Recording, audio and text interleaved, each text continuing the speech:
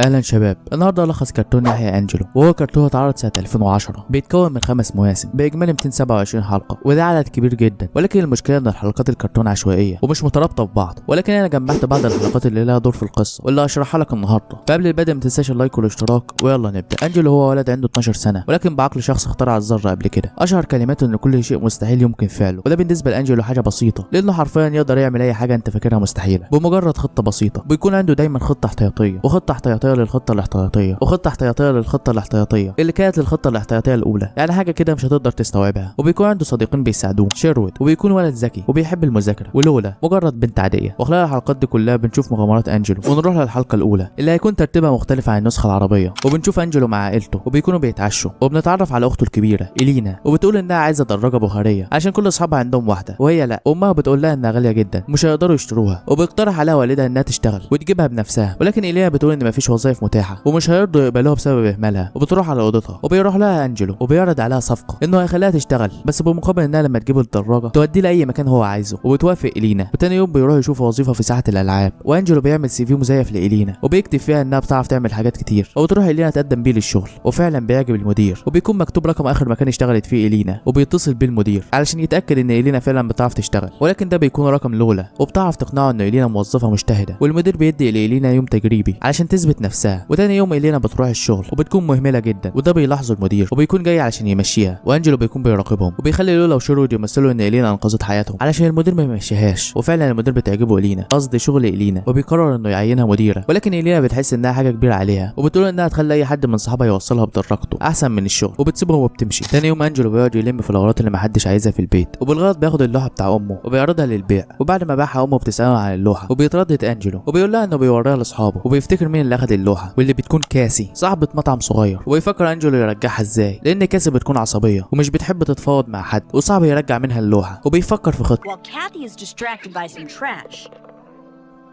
I'll quickly swap out the painting with a copy, and then we meet back here. Got it? Nice.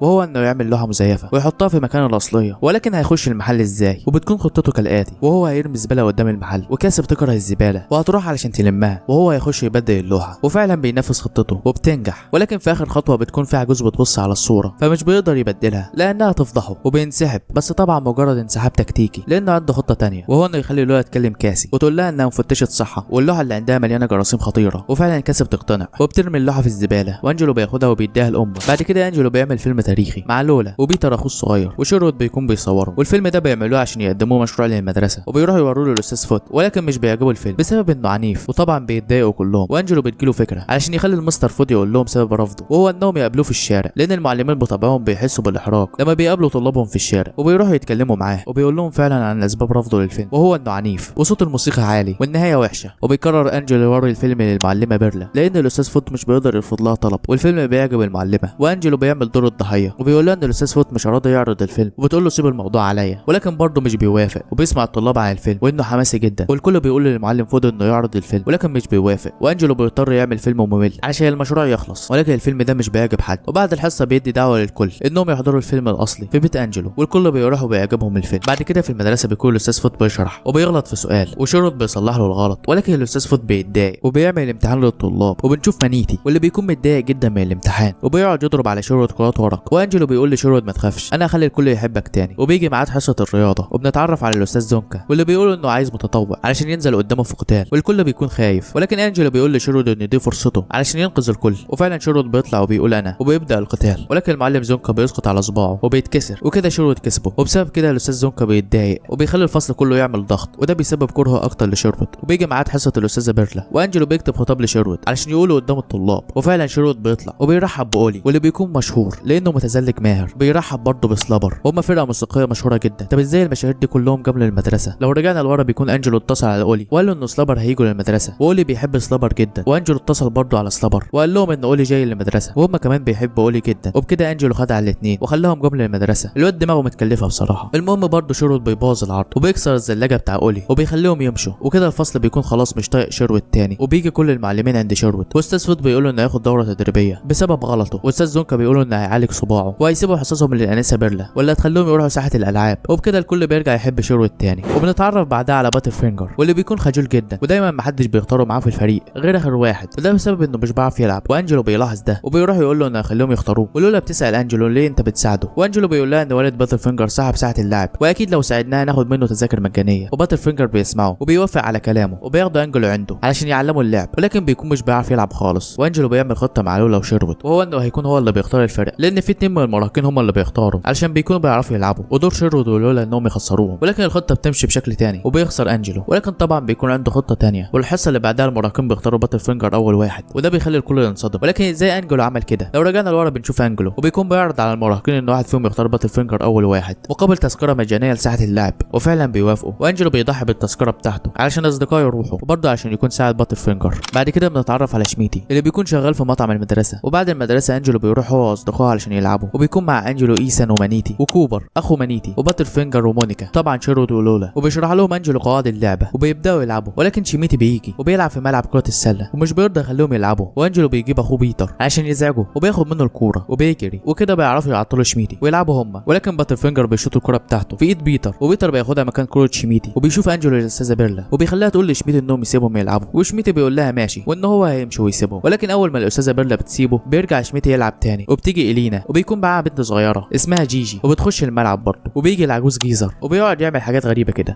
used for health benefits and relaxation. According to Tao philosophy, Zip it, sure geek.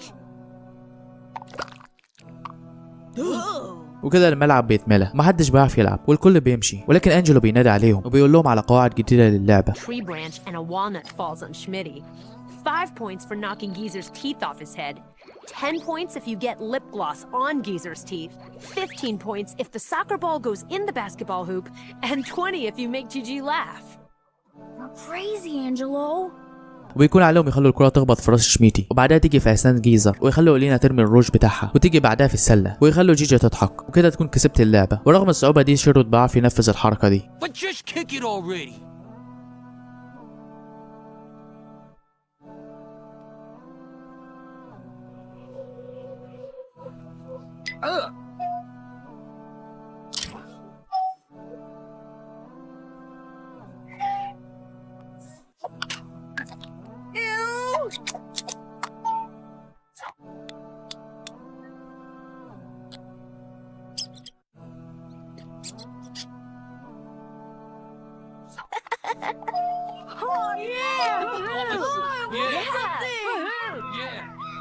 Well, that was the last kick. وبيكسب اللعبة والكل بيكون عايز يلعب مع انجلو. وبنتعرف بعدها على تريسي وبتكون بنت في قمة وبيكون عمال الاستاذ فوت وبتقعد تزهق انجلو بالقواعد بتاعتها والمخالفات اللي بيعملها، لان انجلو بيكون لابس سدادة اذن علشان ما يسمعش نهاية المباراة بتاع المصارعة، لان هو ما يسمعهاش، وبيقعد يسكت الكل عشان ما حدش يتكلم ويحرق عليه النهاية. وبيجي وقت الغداء وبيكون الكل بيتكلم عن مين اللي كسب، وانجلو بيحاول ما يسمعش كل ده وبيحاول يلهي تريسي عشان يخلي شيرود يشغل الموسيقى في السماعات بتاعة المطعم وما يسمعش حد اثناء ما هو بياكل. وفعلا بينجح وبياكل بسرعة وبيمشي وبيروح اخيرا علشان يسمع المباراة، ولكن بيلاقي بيتر قاعد على التلفزيون وبيقول له انه يروح يرسم، وبيجي يشغل التلفزيون بيلاقي إلينا جت وبيقول لها انجلو ان اصدقائها انتقلوا لمدرسة جديدة، وإلينا بتزعل جدا وبتمشي. وبيجي والد انجلو وانجلو بيقول له على وجبة مجانية من مطعم، واخيرا انجلو هيمسك الريموت ويسمع المباراة، وبيلاقي الكل جاي يزعجه بسبب انه مش عارف يعمل الحاجة اللي قال له عليها، وبيروح يساعدهم في كل حاجة. واخيرا هيشوفوا المباراة، ولكن شيرود بيتصل عليه وبيقول له على الشخص اللي كسب وبيبوظ عليه المباراة. بعدها انجلو بينسى الواجب بتاعه وبيفكر ان لو في كمبيوتر معاه في المدرسة كان هيسهل عليه الموضوع، وطبعا الفكرة بتعجب انجلو وبيكون عايز ينفذها، وبيلاقي عنده جهاز قديم وشيرود بيصلحه وبيفككوا القطع علشان يعرف يدخله المدرسة، وفعلا بيدخله وبيحطه في الخزانة، ولكن بتكون ضيقة بيخلي شيرود ولولا يضموا خزانتهم مع بعض، وبيكونوا عايزين يجيبوا حاجة تانية وبيجيبوا ثلاجة وبيصلحها شيرود، وبيلاقي انجلو مايكرويف. المشكلة بقى ازاي يدخلوا كل الحاجات دي للمدرسة، وانجلو بيحط عصاية فيها كيكة فوق مانيتي وهو بسبب غبائه بيجري وراها وبيعمل فوضى كبيرة في المدرسة، وانجلو بيعرف يدخل الحاجات دي كلها، ولكن برضه بتكون الخزانة ضيقة، وبيعرض على باتر فينجر انه يتضم ليهم وبيوافق، وبيكتشف شيرود ان في مكان واسع ورا الخزانات دي كلها، وبيقعدوا يمشوا ورا الخزانات لحد ما بيلاقوا غرفة سرية وبتكون دي المقر بتاعهم، وبيروحوا يجيبوا شوية اغراض علشان يخلوا الغرفة مكان مثالي، وفعلا بقت مكان جامد. ولكن تريسي بتسمعهم وبتحس ان في حاجة غلط، فبتخش الخزانة وبتلاقيهم قاعدين وبتروح بسرعة علشان تقول لعمها الاستاذ فوت، ولكن انجلو بيكون مركب كاميرات وبيطلع بسرعة من الغرفة، ولما بيجي المعلم فوت مش بيلاقي حاجة وبيخلي تريسي تعتذر لانجلو. وبعد فترة الكل بيعرف عن الخزانة السرية وبيكون المكان فوضوي جدا، وتريسي المرة دي بتصورهم وبتروح توري للمعلم فوت، وانجلو بيقرر انه يقفل الغرفة دي وبيطلع منها عنها كل حاجه قبل ما يجي المعلم فوت، ولكن بيقابله في الممر وبيساله عن المكان ده، وانجلو بيقول له ان بيت الشجره بتاعه والحاجات دي هيتبرع بيها، والمعلم فوت بيعاقب تريسي بعدها، وانجلو بيحتفظ بس بالثلاجه. وبس ده اخر حلقه معانا في الفيديو. طبعا في حلقات كتير ما اتكلمتش عنها، ولكن لو عايز نعمل جزء تاني اكتبه في الكومنتات. ويلا سلام.